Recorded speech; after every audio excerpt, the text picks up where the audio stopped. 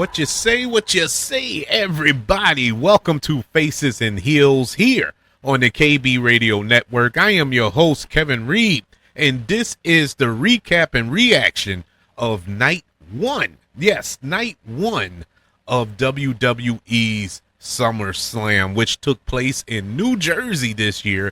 And you heard me right, night one, because this is the first time in history that SummerSlam will span two nights, just like WrestleMania. We're following the same format here, and this is the 38th edition of SummerSlam, and it is taking place at MetLife Stadium in New Jersey, the same place where the New York Jets and the New York Giants play football, just around the corner for all you NFL fans. And this particular PLE was hosted by rapper Cardi B, which was kind of confusing to say the least.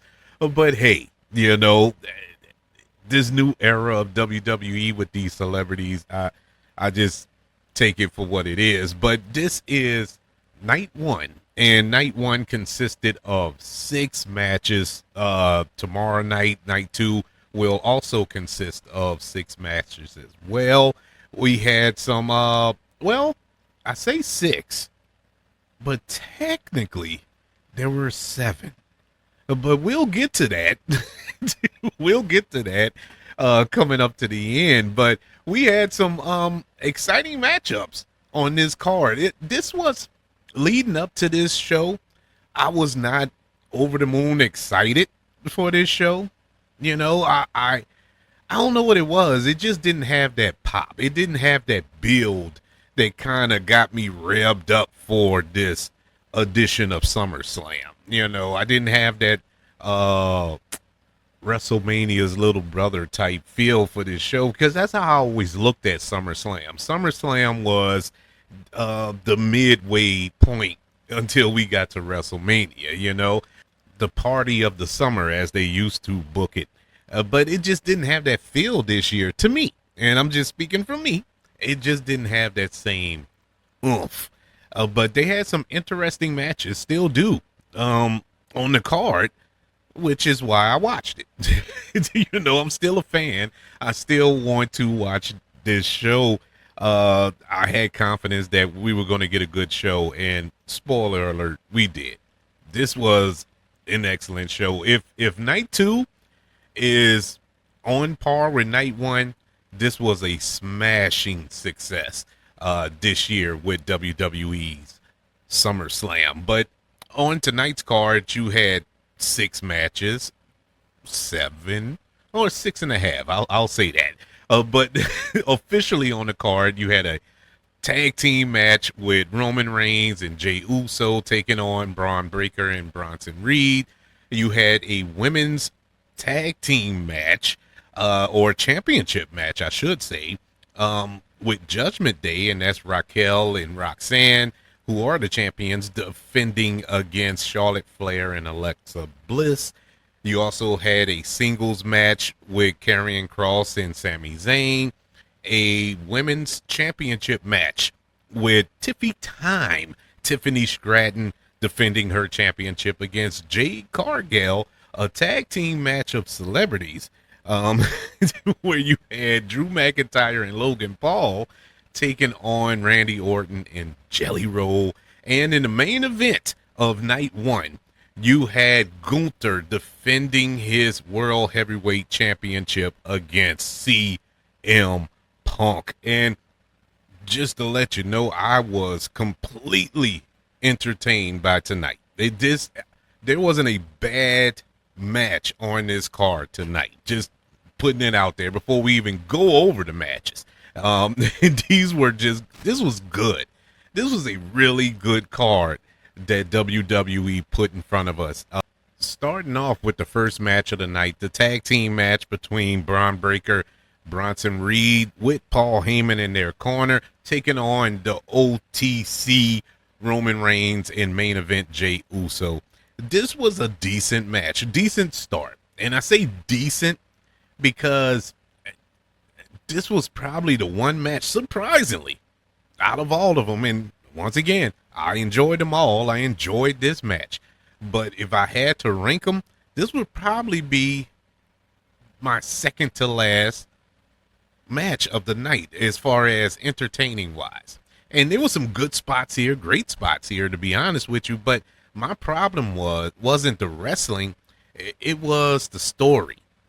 I didn't get a sense of a story moving forward in this match. I really didn't see the reason for this match to take place, other than a excuse to put Roman Reigns on the card. I didn't see a reason for this match to take place. Yeah, they had a decent build going into it. Yes, there's story there, with Roman Reigns and Paul Heyman, that's still lingering from his betrayal at WrestleMania. Yeah, Braun Breaker put both Roman Reigns and Jey Uso through the barricade with a spear on Raw this past week. Awesome. It was a lot there. It just didn't come through in this particular match to me. It was fun. It was a fun match, entertaining match.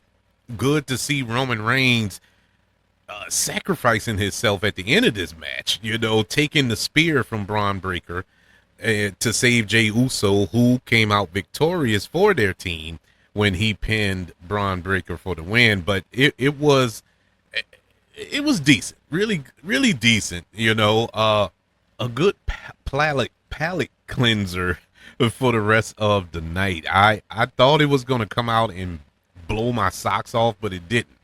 And I guess that's probably me. It's probably me who put a high expectation on this match that the match didn't live up to. But if I would have just went into it and watched it for what it was, I would have enjoyed it more. I fully acknowledge that. But I had a certain expectation for this match, and it didn't quite get there to me. But with that being said, I was thoroughly entertained when Roman Reigns and Jey Uso defeated Braun Breaker and Bronson Reed. I give this match a C+. Yeah, it was good. It was a good match.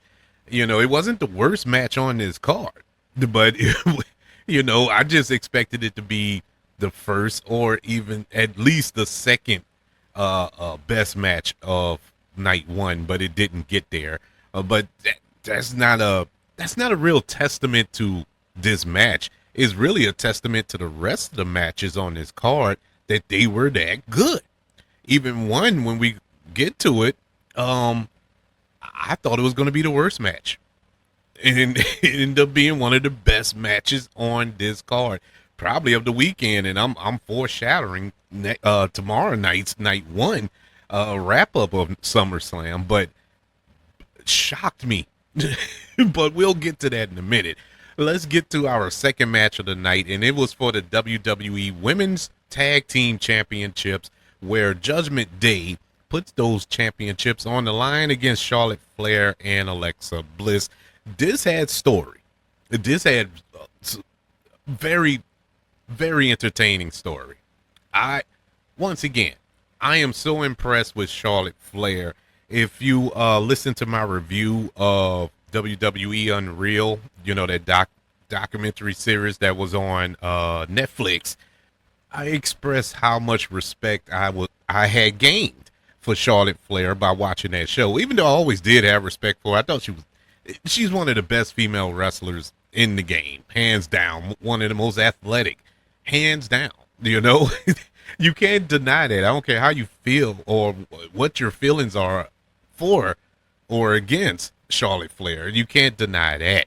My problem with Charlotte Flair, I always thought she was the Nepo baby, the one that always got what she wanted or demanded what she wanted. But the show really shined light on the fact that she really focuses on getting other people over. Charlotte Flair is not an undefeated champion. She's a 14-time champion, which means she done lost 14 times. She has put somebody over 14 times, and that's an accomplishment. That is something to be celebrated. And with this run that she's having with Alexa Bliss, where they're bouncing off of one another, two vets in the locker room, if you will, at this point in their careers, have history, were enemies in the past, now trying to be friends or cordial enough to have a tag team together, and it's been playing out well, and it made not Alexa, but this has made Charlotte Flair more relatable. She wasn't relatable before. That was another knock that I had on her as a character, not a person. You know, and this has kind of curved that. She's. It looks like she's really having fun.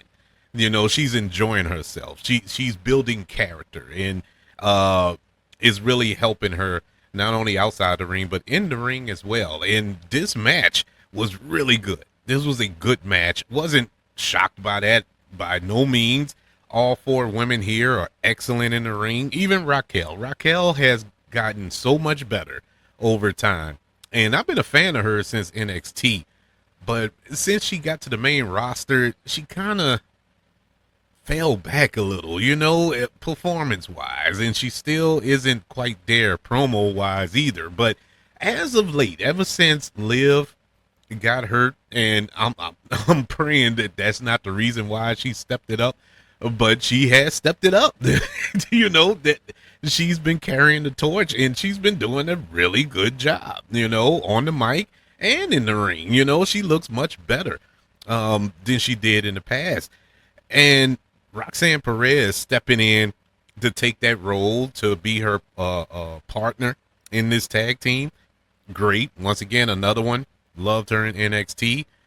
She made the transition very well to the main roster, joining Judgment Day and going on this run with Raquel.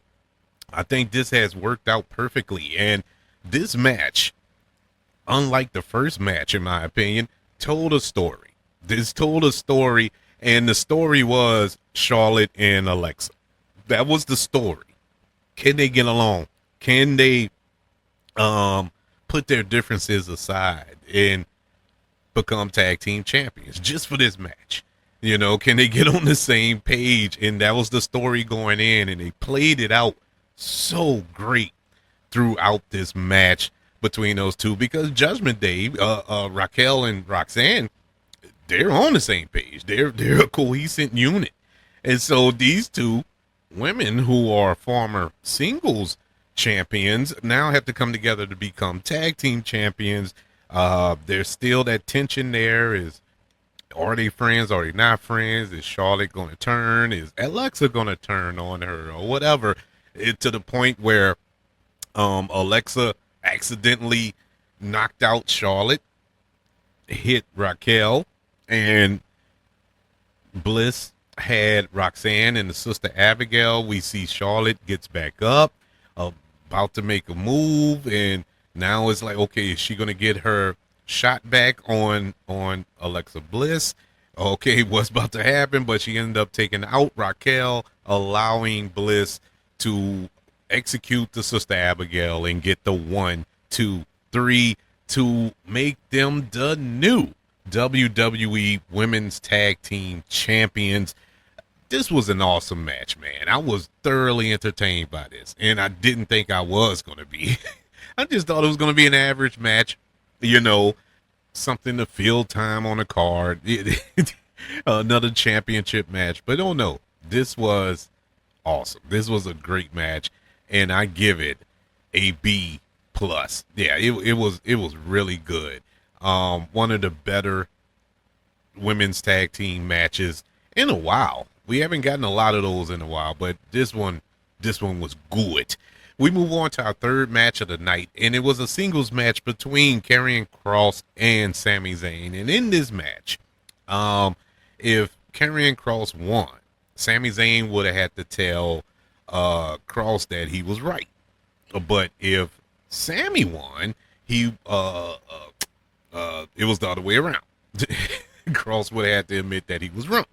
And so that was the stipulation. And this was, I guess, the blow off from months of Karrion Kross getting in Sami's ear to the point where Sami is tired of it. They had a match at, I think, the last PLE or was it Saturday's main event or something. I forgot where they actually wrestled last. That's how much I enjoyed it. It wasn't that enjoyable. I think it was no, it was at the King and Queen of the Ring. It was in Saudi Arabia. But and I wasn't expecting Karrion Kross to win. But this one, I was expecting Karrion Kross to win. Because Karrion Kross, I remember Karrion Kross from NXT. He was a beast. He was a monster. He was everything that you would want in a superstar. Got called up to the main roster. We all know the stories. Vince just torpedoed his run, his career. I don't even call it a run. He wasn't here long enough to have a run, and let him go, and that was that. And Triple H brought him back when he got the power to bring people back, and he hasn't done nothing. He's done nothing since he's been back, and he needed a win. He needed a win, but unfortunately, this match wasn't it. I'm just not, and I know this is blasphemy in the wrestling community, but once again, it's my opinion. I'm not saying that this dude's a bad wrestler. I'm just saying his matches does nothing for me, and that's Sami Zayn. I am not entertained by Sami Zayn. I like him as a character, loved him in the Bloodline. He made the Bloodline. I love him on the microphone. And he's not a bad wrestler. He's actually an excellent wrestler. I'm just bored by his matches for some strange reason. I try to get into him, but I just can't. Aside from him and Kevin Owens, when they go at it, I'm there. It's just something about those two squaring off in the ring with one another. It's magic. You know, all wrestlers have that counterpart. They have a soulmate in the ring. Sami Zayn's is Kevin Owens, but I'm just not there with Sami Zayn. I think it's the music. You know, I was saying it tonight. I was when he came out. I'm like, that music is not the music of a champion. You know, that's not somebody that I look at as a threat. It's just upbeat. I'm like, what is this? I don't want this. I don't want to jump around and party. I want somebody who's going to come out and kick somebody's butt. And I'm not hyped up by it, you know? I don't know, man. But I like Sami Zayn. In no way I want y'all to take this where I hate Sami Zayn. I don't like him. I don't like how he wrestle and all that. No, everything about him I like. It's just I'm bored by it. And it's the strangest thing. And I'm trying to figure it out. For that reason, this was, in my opinion, the worst match of the night. And it wasn't a bad match. It actually was a good match. It just did not get there for me. You know, and I wanted Karrion Kross to win. He needed to go over here. But I think he's on his way out of WWE. If you believe all the tea leaves and whatnot, I think his contract is coming up, if not already. So I don't know what the status is on that. Don't know if that played a part in tonight's outcome, but in any event, Sami Zayn defeats Karrion Kross in this singles match. It gets a C. Yeah, it was average. It was a Raw match. This was a Monday night match to me. It wasn't a SummerSlam match, and that's very disappointing. So we get to the WWE Women's Championship match between Tiffany Stratton defending her title against Jade Cargill. Jade Cargill won Queen of the Ring to become the number one contender for this match, for this title. I'm going to just tell you straight up, thought this was going to be the botchiest of botches match of all time. And it had some botches, but it wasn't as botchy as I thought. And the reason being, because you have two green performers in the ring. Let's not forget, Tiffany Stratton, she's the champion. She's been the champion, I think, this entire 2025. Since January, she's been the champion. But she's still green. She just got here, and she isn't quite there. As much as I like her, and as athletic as she is, as deserving. I think she do deserve to be a champion. She really is putting in the work. I give her that. She go out there and after every match she looks bloody. She was bloody tonight. You know, I think her arm was bloody, but every match she gets banged up, bruised up, whatever. But she keeps on ticking. She's like the Energizer Bunny. But she's green, and my God, you know, Jade Cargill is the greenest of greens. She just can't get there. Now, her last match that she had with Naomi was probably her best match she ever had, ever.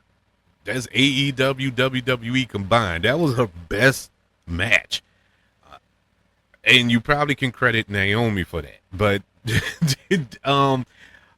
every other match has been so bad, man. And this match here, you still had it. I mean, you had some really awful botches, but the match within itself was all right. And the reason it was all right, it was quick. This was the shortest match of the night. I don't think it went 7 minutes.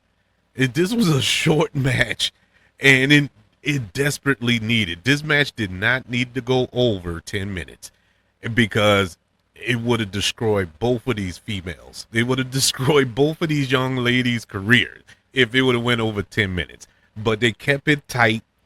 No wasted movements. They didn't waste much time, and they went in, did what they had to do, and get out. I appreciated it for that. Was it a good match?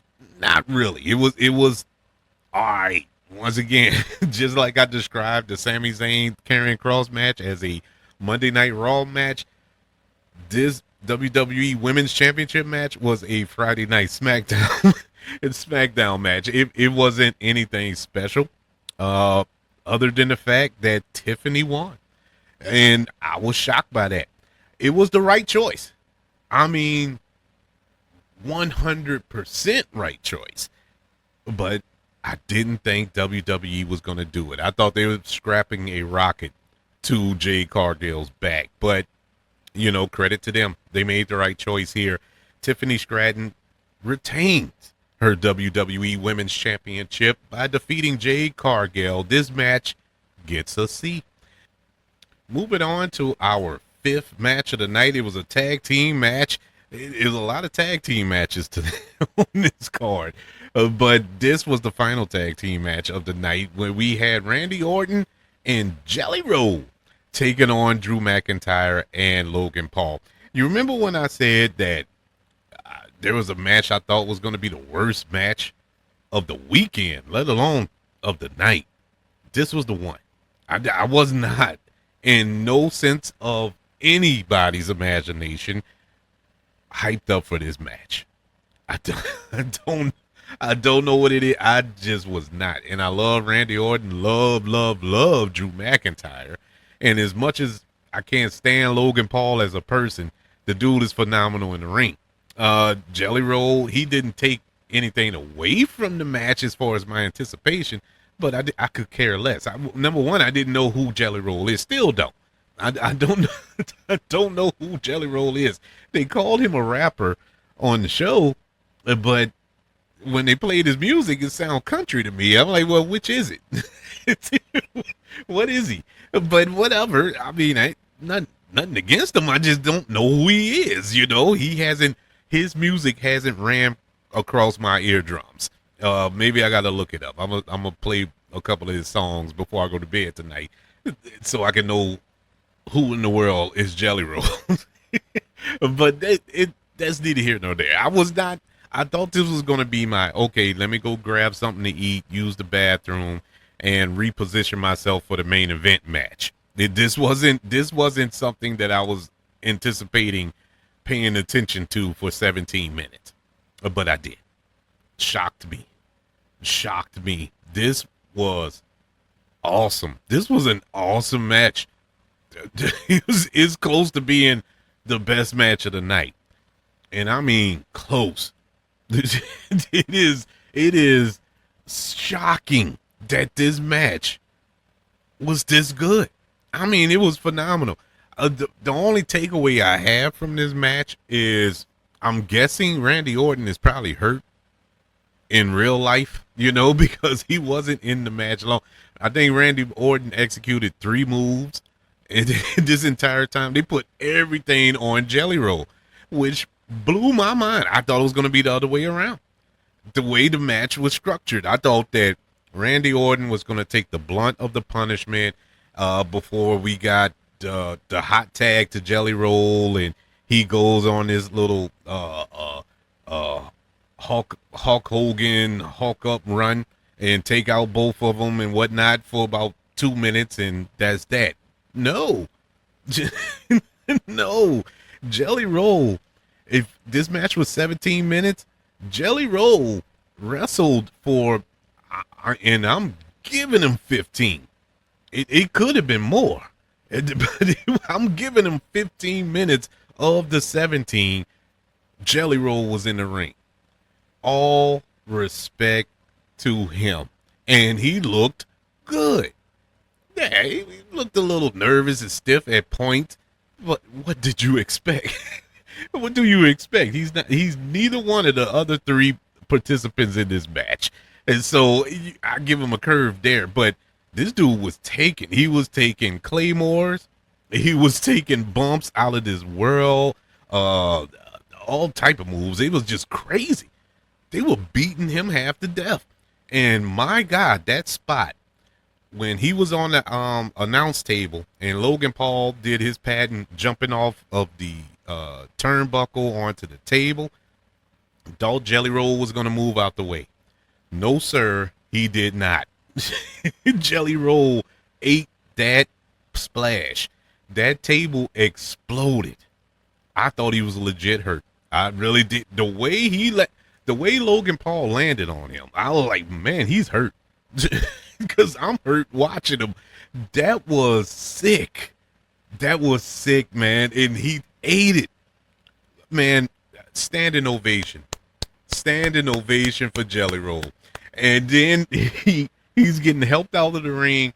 And wouldn't you know, he comes back in the ring and executes more. He executed a choke slam. He did a tilt the world slam and all that. I was like, man, go ahead on Jelly Roll. I was shocked. I was shocked on how good he was in the ring. No, I'm not saying he's the next WWE champion. I'm just saying he looked good. It was shocking.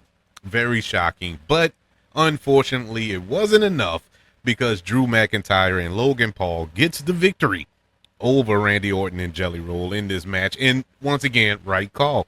Because you don't want Drew McIntyre losing to Jelly Roll. I don't care if he eats the pin or not. You don't want his team to lose. You need Drew McIntyre to stay strong. Logan Paul, and for the most part, you need him to stay strong because he's the most hated performer you have. He generates the most heat. You want to keep that going. So it was the right call. But the match itself was excellent. I really enjoyed it. And it gets an A. This was an A match.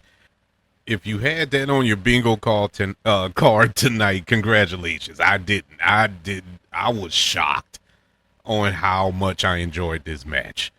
It was the match of the night. Hands down. I guess that's a spoiler because we got one more match left.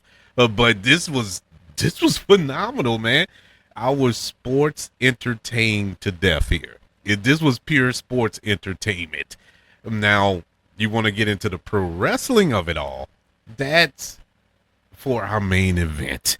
For the World Heavyweight Championship, Gunther defends that championship against the best in the world, CM Punk. This was a 30-minute match, and it was all pro wrestling. This was not sports entertainment. Now, they did get sports entertaining in the end, with the Gunther spot on the table, busting itself open. Yeah, that was sports entertainment. But as far as the rest of the match, it was pure pro wrestling. This match, I was excited because of CM Punk and Gunther. I'm a big fan of both of these gentlemen. But I wanted to see CM Punk win the title. I really did. And I wasn't excited for it because the build wasn't there. I think CM Punk won a gauntlet match just 2 weeks ago to to challenge for this. So you didn't have much time to build to this big main event match, and I think WWE kind of dropped the ball there on that, but regardless of that, it was still something to look forward to. I was looking forward to it, and for the most part, I enjoyed it. I enjoyed everything about it. I enjoyed the fact that Gunther got all of his stuff in. He beat CM Punk half to death. He was chopping him so hard. I don't know if y'all noticed, but CM Punk was bleeding from his chest. By the end of the match, he was chopping him to death. He was power bombing him, frog splashing him, and choking him. The sleeper holes and all this. He was doing everything, but CM Punk kept going. CM Punk did not stop. CM Punk was getting in his spots. The problem I have with the match would be CM Punk. He's getting older, and it's starting to show more and more every match. And they got him going 30 minutes in his matches, and he shouldn't have to. You're putting too much on him, and in his mind, he's probably doing this, because everybody feels they still got it. They can still go, and he's trying his best out there. And it's not like he's performing badly. He's just like a beat slower, And granted, the man's in his 40s. I'm in my 40s. I know it's going to kill me to get out of this chair after I finish recording this episode. And so I know that him in that ring with a monstrosity such as Gunther, it's going to take his toll on you. So he's going to move a little slower, and he's not as fast. But he's been like that in his last few matches. Actually, since he's been back at WWE, with the exception of maybe one or two matches that he actually looked like the old CM Punk. But tonight, the match was slowed down a lot. It wasn't real fast-paced. And, you're not going to get that in a Gunther match anyway. It's going to be a technically sound match from the get-go. But if you enjoy pro wrestling, this was a pro wrestling match, and I did enjoy it. It was nothing about this that was bad. It was just a little slow. I felt they could have shaved off 10 minutes from this match, and it could have been a banger. It just took periods in between spots where nothing was happening, and that was weird to me.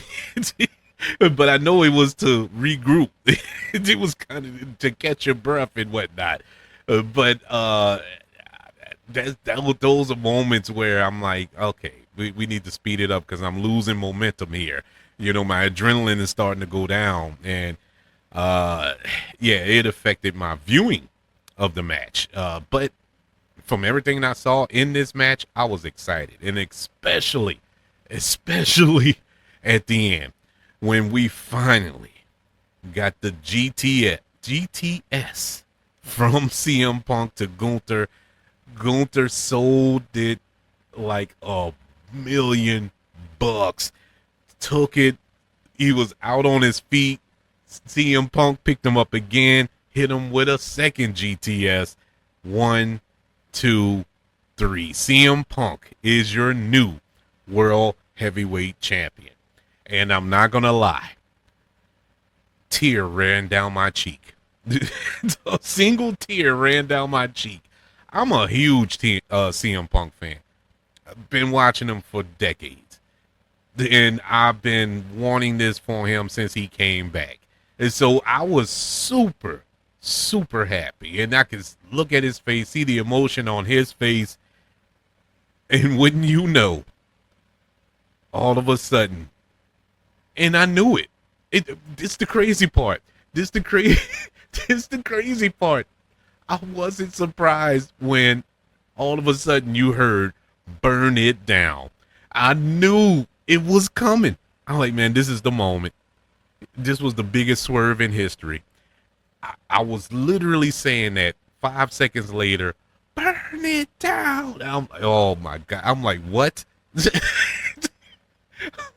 and I just told myself this was going to happen, and I still got mad. I was like, oh my God. And here comes Seth Rollins with Paul Heyman. Seth Rollins on the crutches. He got the knee brace, and he's been selling this like nobody's business.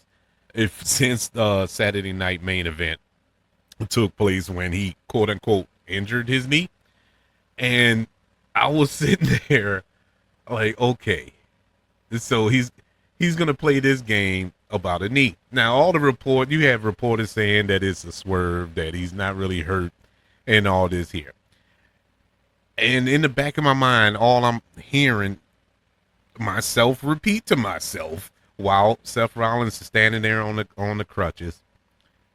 Not CM Punk, but Seth Rollins promised CM Punk, as long as there's air in my lungs, you will never be a champion here.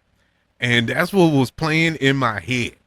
And so, okay, it made sense for Seth Rollins to come out, even though he's hurt.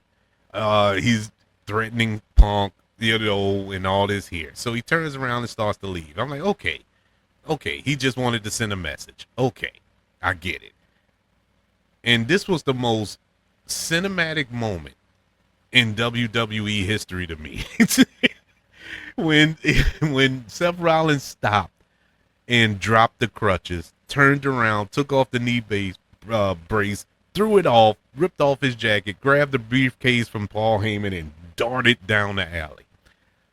I was like, I can't believe they did this. I can't believe they did this. They're about to cash in on Punk. And who else would it be? It all made, it was like no pun intended, and my prayers go out to Hawaii and Alaska and all those places affected by tsunamis and stuff. But it was like a tsunami of information pouring into my head at the same time. It all made sense. It was the perfect setup for this. The perfect setup that it would be Punk that Seth Rollins cashed in on. Because he's not going to do it on Cena. He's not going to do it on Cody if he wins tomorrow night. And he wasn't going to do it on Gunther. So it all made sense. And I'm like, man, I feel like an idiot. Why I didn't read into this? Why didn't I read into this? And so Seth enters the ring, starts beating Punk down with the briefcase, and gives the briefcase to the ref. Ref officially starts the match. We have our 7th match of the night, the impromptu match for the World Heavyweight Championship between Seth Rollins and CM Punk, the new champion for the last 10 seconds. The bell rings. Rollins hit the stomp. 1, 2, 3. Rollins is your new World Heavyweight Champion. I'm like, but this was money. Cinema. Mwah. Beautiful. Beautifully done. I cannot congratulate this team, whether it's Triple H, the writers, Seth, Punk, Gunther, Paul Heyman, everybody involved in this played this perfectly. This was perfect. This was how you cash in. And with Seth Rollins, with this cash in, you had to do something that would equal what you did at WrestleMania. About a decade ago, maybe even longer. I forgot which WrestleMania it was when he cashed in on Brock Lesnar and Roman Reigns. The heist of the century, as they called it. Yes, you needed something to be that dramatic, that awesome. And I'm not saying this is up there with that, or should I say equal to that, but it's up there with that. It is. This was a great cash in, one of the better cash ins of the Money in the Bank contract, and God knows how long when it comes to that particular stipulation. But yes, that was the end of night 1 of WWE SummerSlam live from New Jersey. This was an awesome night one. But this was an awesome night one. Match of the night was the tag team match between Drew McIntyre and Logan Paul against Randy Orton and Jelly Roll. That was the match of the night. And if you would have asked me this last night around this same time, is no way that would have came up in my. That would have been the last match to come up in my mind for the best match of the night. I probably would have said Sammy versus Karrion Kross before I said this match, but it was the match of the night. Will it become the match of the weekend? We don't know. We'll have to wait and see how night 2 turns out. And night two has some. You think tonight had an awesome card? Night 2 has an awesome card. Those 6 matches, and that should stick at 6 because nobody else have Money in the Bank contracts. But you have the Women's World Championship, that triple threat match with Naomi, Rhea, and Io. You have the Women's Intercontinental Championship match with Becky Lynch and Lyra Valkyria. And I think there's no holds barred, no disqualifications or something. You have the steel cage match for the United States Championship, Solo Sikoa and Jacob Fatu. The WWE Intercontinental Championship match between Dominic Mysterio and AJ Styles. A 6-pack tables, ladders, and chairs match for the tag team championships. You have the Wyatt Six, Andrade, and Rey Fenix teaming up. You have DIY in that match. Fraxium is in that match. The Street Profits and Motor City Machine Guns. That is shaping up to be a banger. And in the main event of night 2 and of the entire weekend, we have a street fight for the undisputed WWE Championship with newly minted quotation babyface John Cena putting his championship against the American Nightmare Cody Rhodes. I have theories about that, and should I? Yeah, I'm gonna put it out there in case I'm right. And I can tell y'all tomorrow I told you so. But I'm also opening the door for, like, Kevin, you're an idiot for guessing that. But I think Cena is still a heel because you can't have 2 baby faces going into this match in a street fight. That makes no sense. And so there were implications made by John Cena in that promo the other night where he mentioned Travis Scott indirectly, and he mentioned The Rock indirectly. Will The Rock show up? Now, I know nobody wants to see The Rock no more after what happened at WrestleMania. Nobody wants to see him no more. But if you want redemption for the final boss, this would be it. This is a street fight. That means everything's on the table. Anything could happen.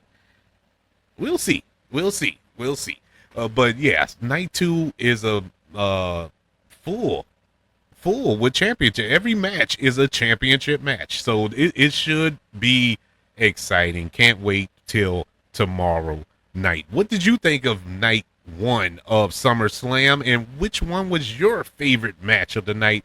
Let me know by email. Email the show, kbradiopodcast@gmail.com. You can also let me know on social media. Just search for the KB Radio Network. Don't forget about YouTube. Subscribe to the KB Radio Network. Smash that like button as well. Don't forget about the 5 stars, the reviews, and sharing this show if you're listening on Apple Podcasts, Spotify, iHeartRadio, wherever you are currently listening to Faces and Heels here on the KB Radio Network. Everybody, thank you for joining me for this recap and reaction to WWE SummerSlam Night 1. I will holler at y'all tomorrow night as we do the same for Night 2. Until then, y'all be good, y'all be safe, and I'll catch you tomorrow. Peace.